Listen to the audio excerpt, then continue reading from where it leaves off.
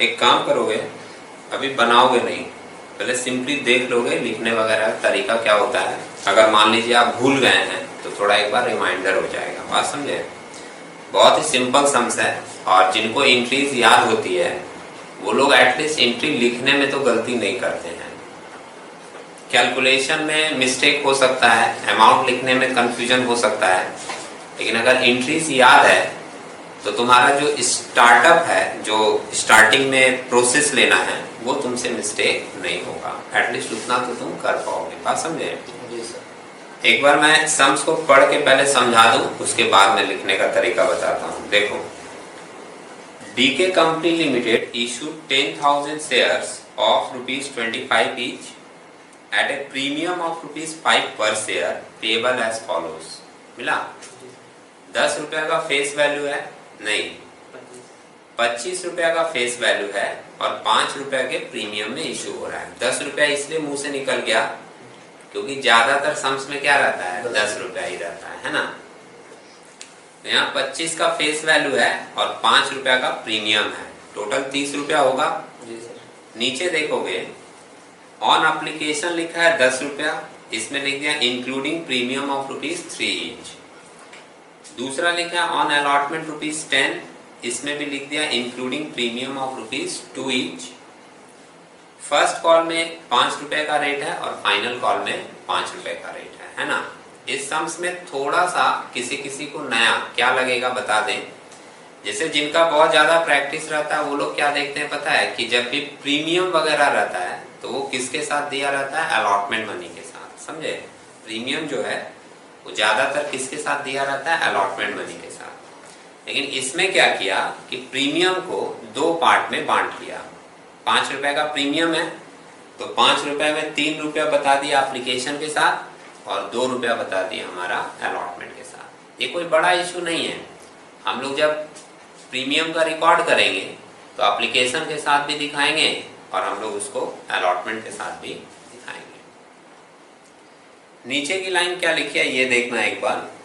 तो बोल रहा application were received for ₹12,000 share. हम लोग इश्यू किए हैं 10,000, लेकिन एप्लीकेशन आ गया 12,000 शेयर का। समझ रहे हैं? 2,000 एक्स्ट्रा है। 2,000 शेयर अगर एक्स्ट्रा तुमको मिल गया तो इसके साथ हमारे पास 2 ऑप्शन होता है। पहला ऑप्शन तो ये बोलता है कि आप 2,000 शेयर का पैसा रिफंड कर दीजिए, और दूसरा ऑप्शन बोलता है कि कंपनी इस एक्स्ट्रा पैसे को अलॉटमेंट के साथ एडजस्ट भी कर सकती है। और ये जो अलॉटमेंट के साथ एडजस्ट करना होता है उसी को हम लोग बोलते हैं प्रोराटा अलॉटमेंट। बात समझे?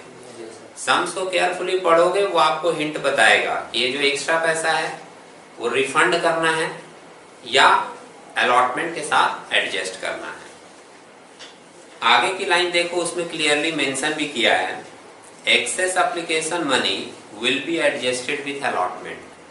ठीक है? Excess application money will be adjusted with allotment money due, मतलब अलॉटमेंट के साथ एडजस्ट कर देंगे और उसकी जो एंट्री होती है उसको हम लोग क्या बोलते हैं, pro rata allotment. All money were received up to final call.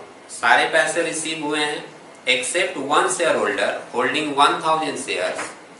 एक शेयर होल्डर जिसके पास 1,000 शेयर्स था fail to pay the final call money. एक आदमी जिसके पास 1,000 शेयर्स था वो फाइनल कॉल का पैसा फेल किया है, और जो भी पैसा फेल करता है उसको हम लोग कहाँ ट्रांसफर करते हैं, कॉल्सिंग एरिया में। सिंपल है। नीचे लिखा है pass journal entries including cash transaction in the books of DK company limited. ठीक है? तो यहाँ तक की एंट्रीज हम लोग करेंगे, फाइनल कॉल तक का एंट्री हम लोगों को करना है। इसमें फॉर फीचर भी नहीं बोला, री इशू भी नहीं बोला। समझ रहे हैं? जो शेयर 1,000 पैसा नहीं मिला उसको हम लोग क्या करते हैं, आफ्टर फाइनल कॉल फॉरफिट भी करते हैं, री इशू भी करते हैं। वो बोला नहीं है करने, तो हम लोग उसकी एंट्री नहीं करेंगे। हम लोग सिर्फ कहाँ तक करेंगे, फाइनल कॉल तक। बात समझे? थोड़ा सा कोई स्टूडेंट कंफ्यूज इसमें कहाँ पर हो जाएगा, वो जो प्रीमियम का पैसा दोनों के साथ दे दिया ना वहां पर, लेकिन वो कोई बहुत बड़ा इशू नहीं है। आपको एप्लीकेशन के साथ भी प्रीमियम दिखा देना है और आपको अलॉटमेंट के साथ भी प्रीमियम दिखा देना है। ठीक है? अब एक बार आपको लिखने का तरीका बता दें जर्नल एंट्रीज करके। देखिएगा पहले आप लोग अच्छे से, उसके बाद लिखिएगा, ठीक है। डी के कंपनी लिमिटेड नाम है, तो पहले हम लिख दें इन द बुक्स ऑफ, क्लियरली दिख रहा है ना यहाँ पर, थोड़ा और नीचे लिख देते हैं,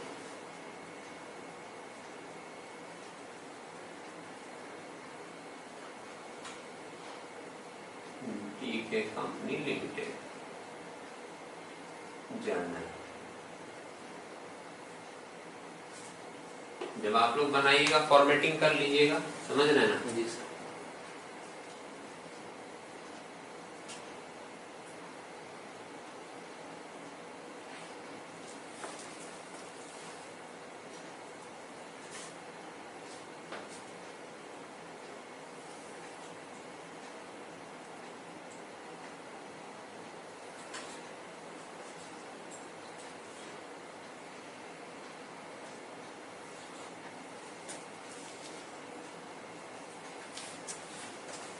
ठीक है, अब सुनिए आदित्य बाबू, जैसे टीचर का आदत होता है हर बात को समझाना, ठीक है, उसमें हर बात में एग्री करना, तुम्हारे मन में एग्री करना है, नहीं तो जैसे क्या है, हम बोल रहे हैं ये करना है, जी सर, यस सर, ठीक है, मैं जान रहा हूँ तुम फॉलो करोगे, लेकिन उसको ऐसे आंखों आंखों में बता देना है कि हाँ ठीक है कर लेंगे, ठीक है।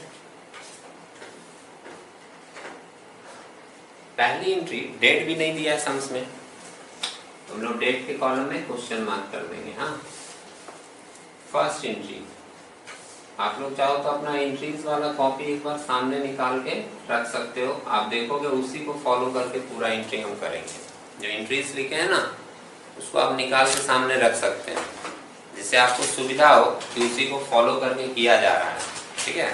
दिखाई दे bank account debit to equity share application account, ये पहली एंट्री बनेगी। 12,000 शेयर्स हैं, है ना, 12,000 पे एप्लीकेशन का पैसा आया था, और एप्लीकेशन का रेट कितना था, बोलो, 10 रुपया। एप्लीकेशन का रेट देखोगे बाबू 10 रुपया है, दिखा। 12,000 इंटू 10 करेंगे, आ जाएगा 1,20,000, सिंपल है। और नरेशन हम पूरा नहीं लिख रहे हैं, नरेशन आप लोग लिख लीजिएगा, सिंपल नरेशन लिखना, बीइंग एप्लीकेशन मनी रिसीव्ड, ठीक है। हम शॉर्ट में थोड़ा सा लिख दे रहे हैं, ये रिसीव का एंट्री है, जिससे कि आप लोग बाद में इसको थोड़ा बड़ा बना के लिख सको, और बाद में भूलो नहीं कि ये किस चीज का एंट्री था, समझे। सिंपल में हम लिख दिए रिसीव, लेकिन आप थोड़ा बड़ा बना के लिख लेना, बीइंग एप्लीकेशन मनी रिसीव्ड, ठीक। अब क्या होता है, एप्लीकेशन का पैसा जो 2,000 एक्स्ट्रा आ गया था, वो सम्स में क्या बोला है कि इसको आपको एडजस्ट करना है अलॉटमेंट के साथ, है ना। तो दूसरी एंट्री हम लोग कर देंगे कि 2,000 शेयर जो एक्स्ट्रा पैसा आ गया वो एडजस्ट कर देंगे अलॉटमेंट के साथ। तो उसकी एंट्री आप देखोगे, आपको मिलेगा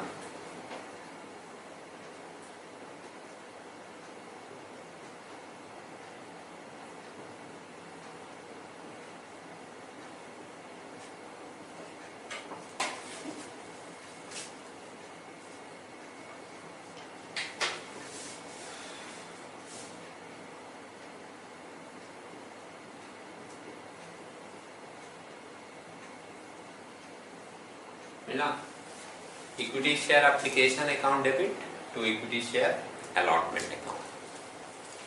2,000 शेयर्स पे 10 रुपए के भाव से हम लोग एडजस्ट कर देंगे 20,000 रुपये।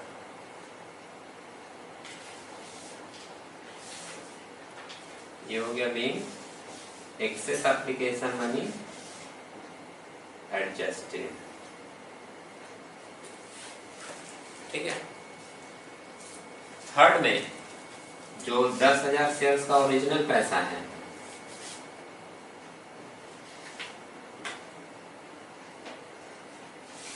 एंट्री मिला ना एडजस्टमेंट वाला, और उसके बाद देखोगे कि जो ओरिजिनल पैसा होता है कैपिटल का 2,000 एडजस्ट हो गया, 10,000 बचा, तो 10,000 ट्रांसफर हो जाता है शेयर कैपिटल में।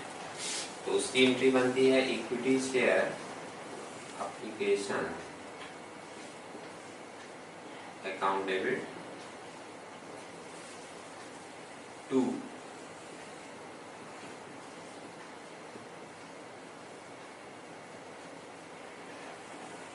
Equity share capital account,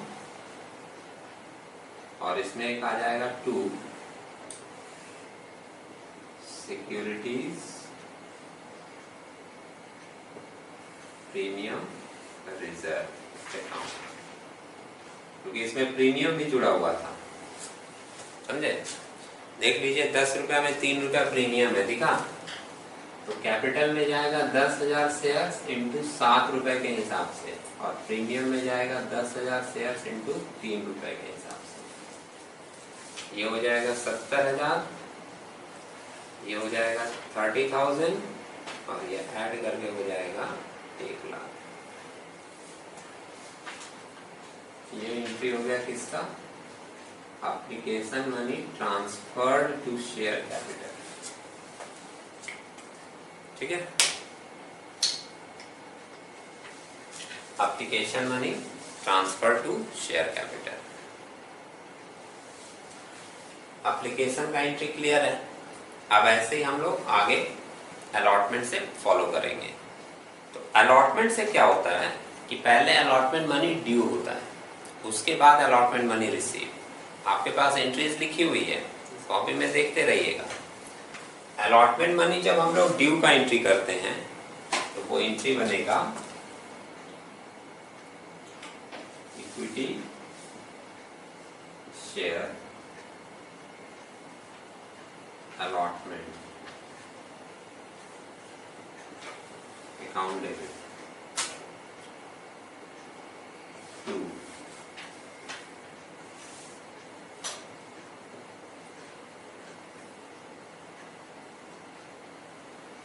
equity share capital account, और इसमें भी प्रीमियम टू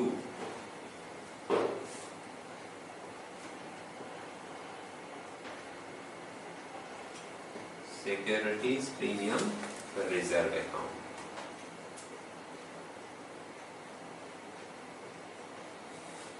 दस 10,000 शेयर्स हैं और रेट इसका 10 रुपया है, तो इंटू 10 करेंगे, 1 लाख आ जाएगा अलॉटमेंट में। कैपिटल में जाएगा 10,000 शेयर्स पे 8 रुपए के हिसाब से, और प्रीमियम देख लीजिए एक बार सम्स में, इसमें प्रीमियम है 2 रुपया, दिखा। 10,000 इंटू 2, तो प्रीमियम में चला जाएगा यहाँ 20,000, कैपिटल में चला आएगा 10,000 इंटू 8 80,000, और अलॉटमेंट में चला जाएगा 1 लाख। इसको हम लोग बोलेंगे being allotment money due, due हुआ, ठीक है। ड्यू के बाद होगा रिसीव। सम्स में फिर से देख लेना, अलॉटमेंट में कोई पैसा फेल नहीं किया है, तो सिंपली जितना ड्यू है वो रिसीव करेंगे। एंट्री होगा bank account debit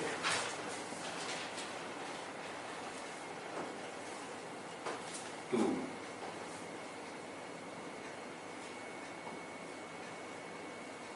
equity share allotment account.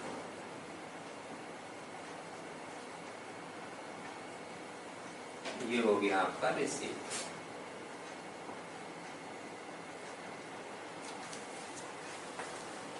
ठीक, लेकिन रिसीव में एक बात ध्यान रखना, तुम्हारा अलॉटमेंट में यहाँ ड्यू कितना हुआ है टोटल 1 लाख, लेकिन तुम एप्लीकेशन में पहले ही ले लिए थे कितना 20,000 ज्यादा, जो बोले थे कि अलॉटमेंट में एडजस्ट कर देंगे। समझ रहे हैं? एडजस्टमेंट का सिंपल मीनिंग क्या है कि तुम ज्यादा पैसा ले लिए थे 20,000, और तुम बोले थे सामने वाले पार्टी को कि जब नेक्स्ट पेमेंट आएगा ना तो उसमें 20,000 काट के देना, ये हम लौटाएंगे नहीं। बात समझे? तो जो 20,000 तुम एक्स्ट्रा ले लिए हो, जब नेक्स्ट पेमेंट ड्यू होगा तो उसमें से तुमको 20,000 कट के मिलेगा। तो 1 लाख में 20,000 क्या होगा, कट जाएगा, या आप बोलो 20,000 एडजस्ट हो जाएगा, और एडजस्ट करके हम लोग इस बार रिसीव कितना करेंगे 80,000। यहाँ ब्रैकेट में दिखा दीजिएगा जिससे आपको याद भी रहेगा कि 1 लाख में 20,000 पहले ही हम लोग ले चुके हैं। ठीक है, अब आ जाएंगे फर्स्ट कॉल में। फर्स्ट कॉल का रेट है 5 रुपया करके, दिखा। और अब सारा कैलकुलेशन होगा 10,000 शेयर्स पे। मैं इधर एंट्री कर रहा हूँ, फॉर्मेट उसी तरीके का फॉलो होगा। ठीक है, नेक्स्ट एंट्री हमारी बन जाएगी equity share first call account debit to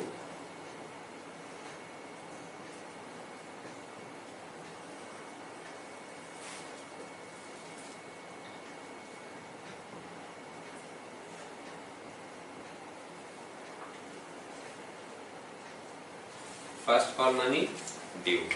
समझे? इसके बाद का एंट्री बहुत सिंपल ऑर्डर में है। क्या होता है? Due receive simple. 10,000 शेयर्स हैं और फर्स्ट कॉल का रेट जो है वो आपका कितने का है? 5 रुपए का। 50,000 50,000। ठीक है, इसके बाद रिसीव कर लेंगे और फर्स्ट कॉल में कोई एरियर भी नहीं है। बैंक अकाउंट डेबिट टू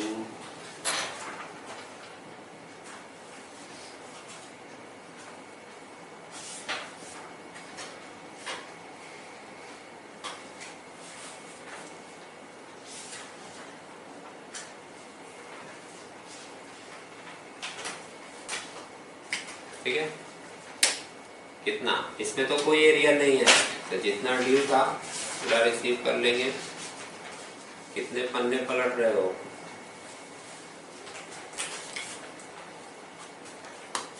सारे सम्स बना लिए? वाह, ठीक है, बनाओ।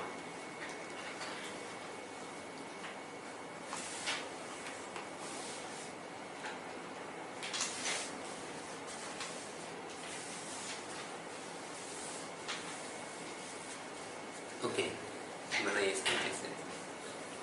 ये सिंपल एंट्री था, फर्स्ट कॉल ड्यू और फर्स्ट कॉल रिसीव। ठीक है, अब फाइनल कॉल में आते हैं। वो भी एकदम सेम इसी तरीके से होगा, बस उसमें बोल दिया था कि 1,000 शेयर्स के ऊपर फाइनल कॉल का पैसा नहीं मिला, तो वो पैसा हम लोग किसमें ट्रांसफर कर देंगे? कॉल्स इन एरियर में। ठीक है, तो आप लिख सकते हो equity share final call account debit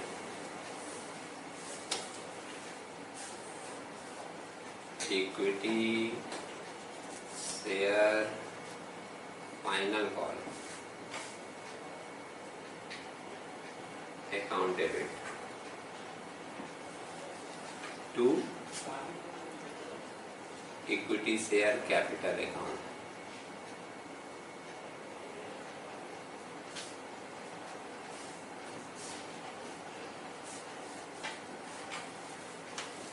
ये हो गया final call money due.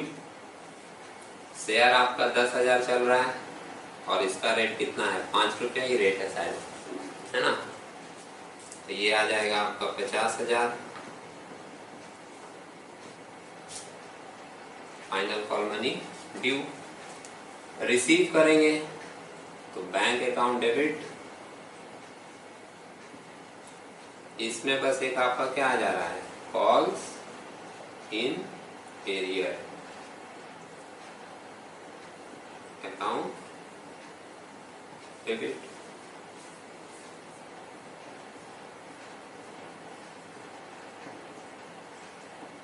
Equity share final call account.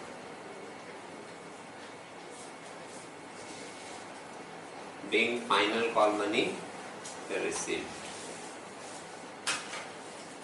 Amount एक बार बता दें आपको, अमाउंट में कंफ्यूजन ना हो।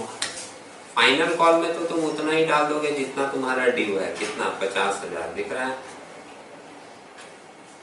समझे? जितना ड्यू होता है पूरा। एरियर में बोला 1,000 शेयर्स का पैसा नहीं मिला, 5 रुपया के रेट से कितना चला जाएगा? 5,000। अब 50,000 में 5,000 नहीं मिला तो कितना आपको मिला होगा? 45,000 वो चला जाएगा आपका बैंक में। और या फिर तुम ऐसे भी सोच लो, जब 1000 शेयर का पैसा नहीं मिला तो 9,000 शेयर का पैसा मिला होगा। 10,000 में 1000 का नहीं मिला तो 9,000 शेयर्स का पैसा मिला और 5 रुपया करके रेट है, कितना आएगा? 45,000। क्लियर है? ये जो सम्स था बहुत ही नॉर्मल था, बात समझे। इसके बाद फॉरफीचर भी होता है, रीइश्यू भी होता है, तो वो सब मिला के भी आपका सम्स दिया जा सकता है। एक बार देख लो, मन में कोई डाउट आया हो तो एक बार फिर से पूछ लो, मैं बता दूंगा, बात समझे।